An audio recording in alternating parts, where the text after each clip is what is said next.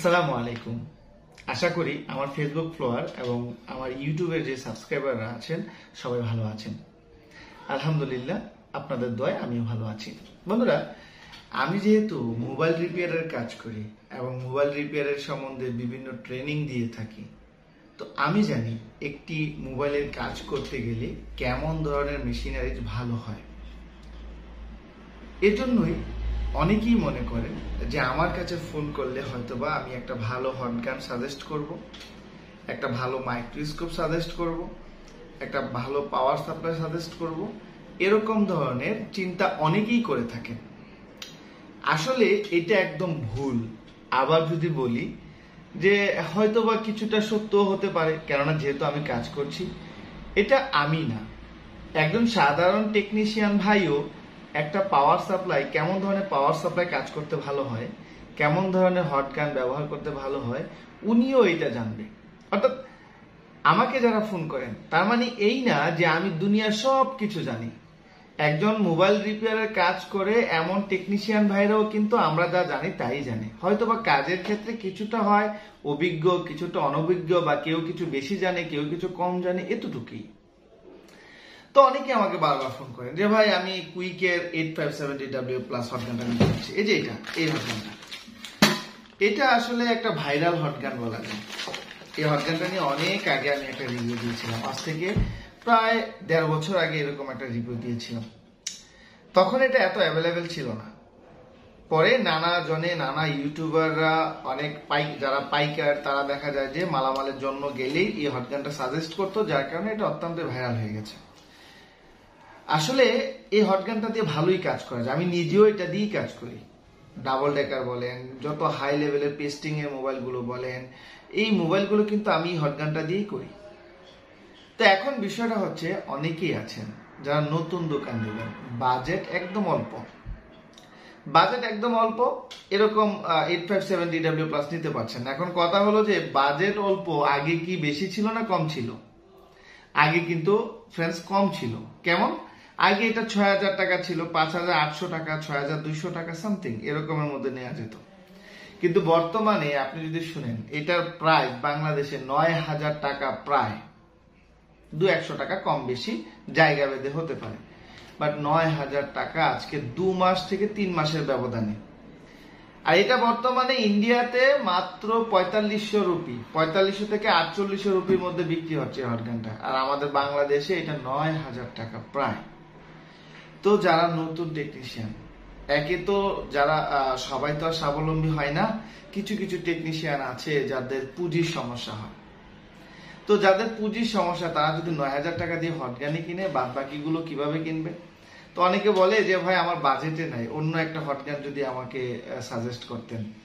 আসলে এরকম সাজেস্ট করা যায় না। আমি কোনো পণ্যের বিজ্ঞপ্তি দেই না, এমুকের থেকে কিনেন, তমুকের থেকে কিনেন, এরকম এমুকের থেকে কিনলে ভালো হবে, তমুকের থেকে কিনলে ভালো হবে, এরকম কোনো ভিডিওতে আপনি পাবেন না।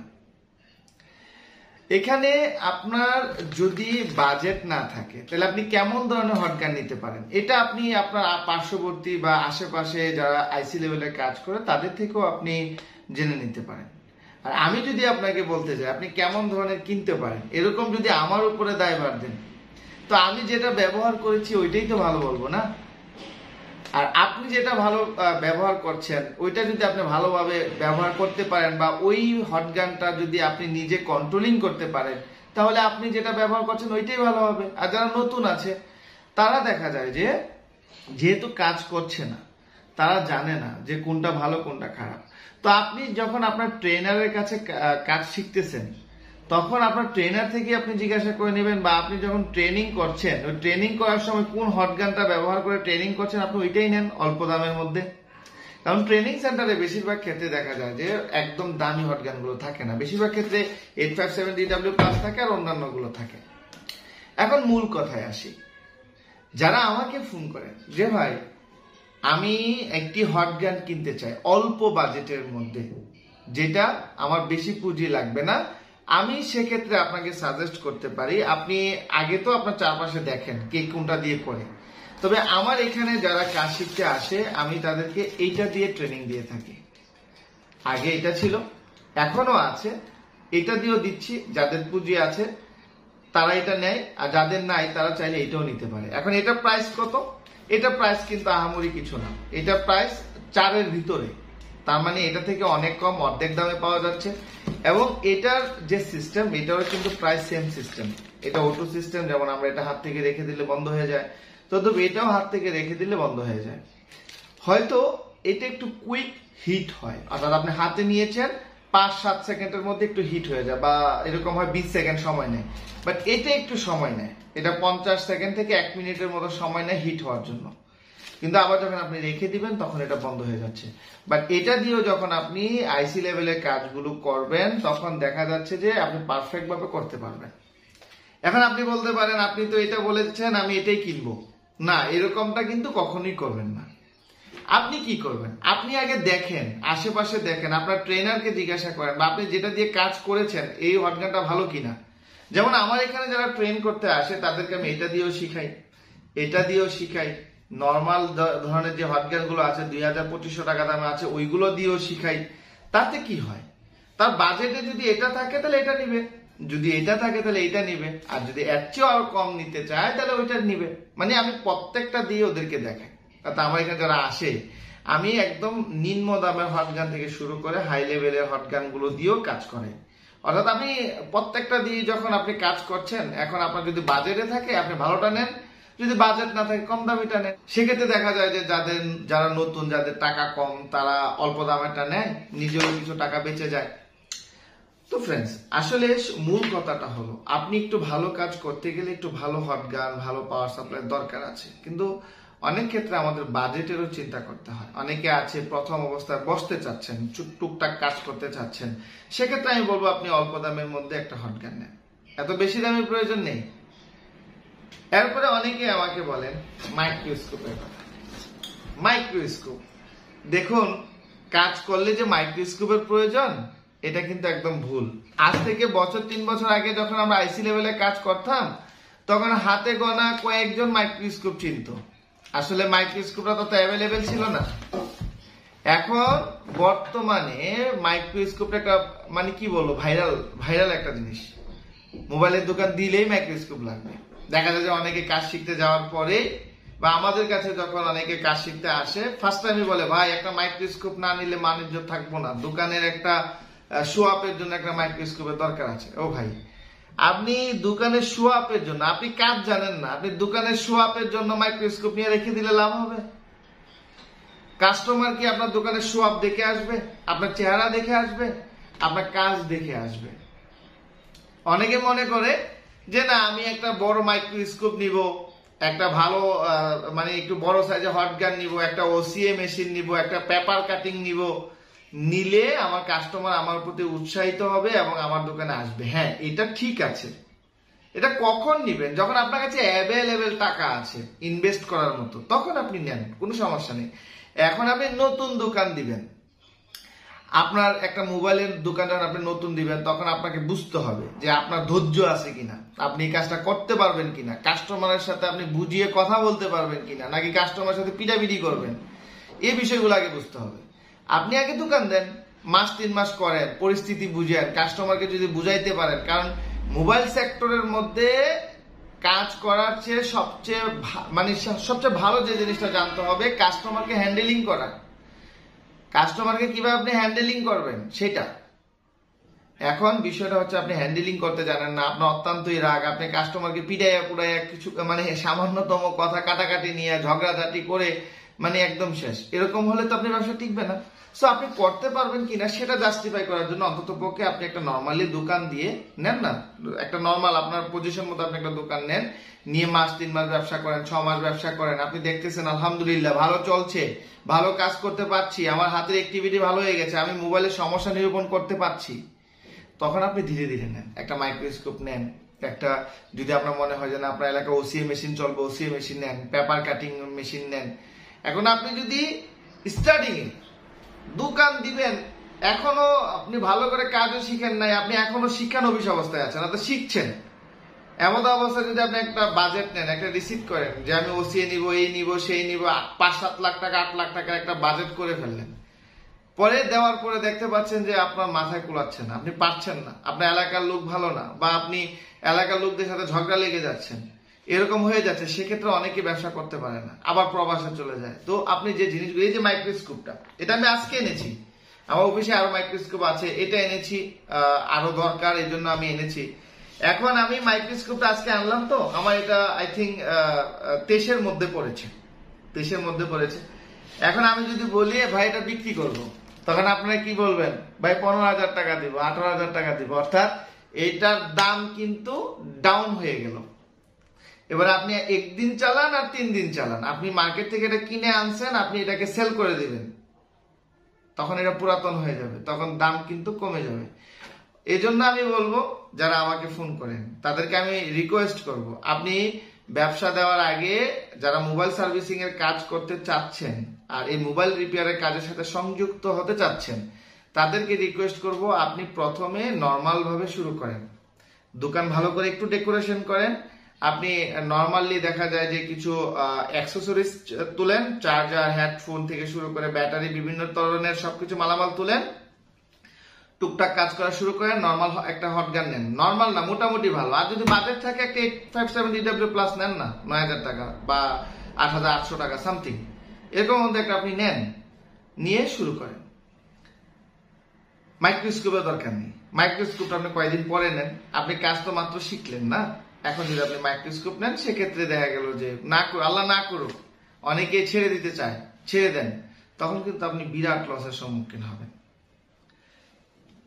তো ফ্রেন্ডস, আসলে আমি শেষের দিকে এই কথাটাই বলবো, আপনার হট গান 30,000 টাকা দামের, পাওয়ার সাপ্লাই 15,000 টাকা দামের, 12,000 টাকা দামের, কোনো লাভ হবে না আপনি যদি কাজ না জানেন।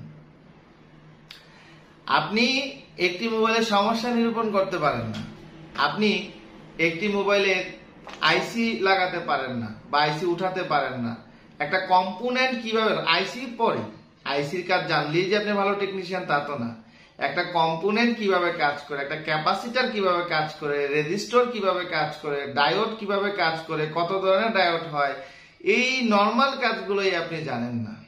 তা আপনি এবার বলেন 20,000 30,000 টাকা দিয়ে আপনি হট গান নিলেও কি লাভ হবে, আর 15,000 টাকা দিয়ে পাওয়ার সাপ্লাই নিলেও কি লাভ হবে? কোনো লাভ হবে না। তো আমি আশা করি এই হট গান বা পাওয়ার সাপ্লাই নিয়ে আমাকে আর কেউ কখনো ফোন করতে হবে না। আমার শেষ কথা এটাই থাকবে, আপনার যতটুকু পুঁজি আছে, আপনি যতটুকু মাথায় নিতে পারবেন এতটুকুই নেন, এর বেশি নিয়েন না, ধীরে ধীরে নেন, ধীরে ধীরে নিবেন, দেখবেন সব যখন ধীরে ধীরে নেবেন আপনার গায়ে লাগবে না জিনিসগুলো। আপনি এই মাসে 20,000 টাকা রোজগার করছেন, আপনি 3,000 টাকা আপনি টুলস এর জন্য সাইড করে রাখেন, বাকি 17,000 খরচ করেন, সমস্যা নাই, পারলে কিছু জমা করেন ভবিষ্যতের জন্য। এর পরের মাসে আবার আরো সবসময় তো ইনকাম ভালো হয় না, কিছু কিছু সময় বেশিও হয়। এরপরের মাসে মনে করেন 30,000 হলো, তখন আপনি আরো 5,000 টাকা সেপারেট করেন, 8,000 টাকা 2 মাস হয়ে গেল। এবার আপনি আপনার যদি আপডেট ধরনের কোনো মেশিনারিজ লাগে সেক্ষেত্রে আপনি নিয়ে নেন। আশা করি আপনারা বুঝতে পেরেছেন। আবার শেষের দিকে আরেকটা কথা শেষ করতে, যদি বলি যে শেষ করে দিব তাও পারি না। এখানে অনেকে আবার বলে ভাই ইজিটেক প্লাস নেব, অনেকেই আমাকে ফোন করেন ইজিটেক প্লাস নেব। ও ভাই, এক সময় ইজিটেক প্লাসের প্রচুর পরিমাণে কাজ ছিল, প্রচুর পরিমাণে কাজ ছিল। এমআই, ওপো, ভিভো যে সেটগুলো ছিল, বিশেষ করে ওপো মডেলের সেটগুলো, এরপরে এমআই মডেল সেটগুলো, এগুলোকে আনলক করার জন্য আমাদের ইজিটেক প্লাসের প্রয়োজন ছিল। হটওয়েভ, কিং স্টার, কিমফ্লাই, এরপরে আপনার আরো অনেক ফোন, জি ফোন, সেমফোনি, এরকম অসংখ্য মোবাইল ছিল চাইনা মডেলের, একদম বাজে মডেলের। ওইগুলো কিছুদিন চালানোর পরে ইএমএমসি সমস্যা হয়ে যেত। তখন আমাদের কাজ রাতে দিনে কাজ ছিল, বর্তমানে যেটা একদম কম। এখন বর্তমান দিনের মোবাইলগুলোর ইএমএমসি গুলো এত সহজে সমস্যা হয় না। তো আপনি ইজিটেক প্লাসের দাম কত? আপনি পুরাতন 50,000 55,000 টাকা বিক্রি হচ্ছে পুরাতন, আর নতুন তো বাদে দিলাম, নতুন তো পাওয়াই যায় না। তো কি করবেন আপনি? 50-55,000 দিয়ে কিনে হ্যাঁ নিতে পারেন। কে নিবে? আজকে বছর 2 বছর 3 বছর ধরে কাজ করতেছে, আইসি লেভেলের কাজগুলো মোটামুটি জানে এবং প্রত্যেকটা মোবাইলের সমস্যা ফাইন্ড আউট করতে পারে। এরকম ধরনের কাজ যদি আপনি জানেন, সেক্ষেত্রে আপনি চাইলেই ইজিজেটেক প্লাস নিতে পারেন। বন্ধুরা, আমি আর কথা বাড়াবো না। সবসময় চেষ্টা করবেন ছোট থেকে বড় হওয়ার জন্য। বড় হয়ে যদি ছোট হয়ে যান, সেক্ষেত্রে কিন্তু লজ্জাজনক বিষয়। বাবা টাকা আছে, প্রচুর পরিমাণে খরচ করলাম, লস হয়ে গেল, বাবাকে কৈফিয়ত দিতে হবে অথবা আফসোস করতে হবে। তো বাবার আছে বিদায় যে একদম অঢালা খরচ করব তা কিন্তু না। আপনি যখন নিজ থেকে অল্প কিছু পরিমাণ দিয়ে শুরু করে বেশি পরিমাণে করতে পারবেন। আপনি অল্প কিছু টাকা নিয়েছেন, এটাকে আপনি কাজ করতে করতে, আপনি মুনাফা করতে মানে লাভ করতে করতে, কাজ করতে করতে এই পরিমাণটাকে একটু বাড়িয়ে দিলেন, তখনই আপনি সফল। এক কথায় অনেকেই বলে যে আমার বাবা আমাকে এতখানি জমি দিয়ে গেছে, এত শতক জমি দিয়ে গেছে। এখন আমার শেষ কথা হলো, আপনার বাবা তো আপনাকে 10 শতক জমি দিয়ে গেছে। এখন আপনি আপনার ছেলেদেরকে এই 10 শতক বাদে এরকম আরো 10-20 শতক দিতে পারেন কিনা সেটা চিন্তা করেন। আপনার বাবা কি দিয়েছে ওটা বড় কথা নয়, আপনি আপনার সন্তানকে কি দিয়েছেন বা কি দিবেন সেটাই হচ্ছে সবচেয়ে বড় কথা। আশা করি বুঝতে পেরেছেন। আমার কথা যদি কারো মনে কষ্ট লেগে থাকে, ভাই হিসাবে ক্ষমার চোখে দেখবেন। সব সময় চেষ্টা করি ভালো কিছু পরামর্শ দেওয়ার জন্য। কখনো চাই না যে কোনো টেকনিশিয়ান ভাই আমার কথা শুনে আমার কথাগুলো যাতে তাদের কষ্ট না লাগে, সে চেষ্টাটাই সবসময় করে আসি।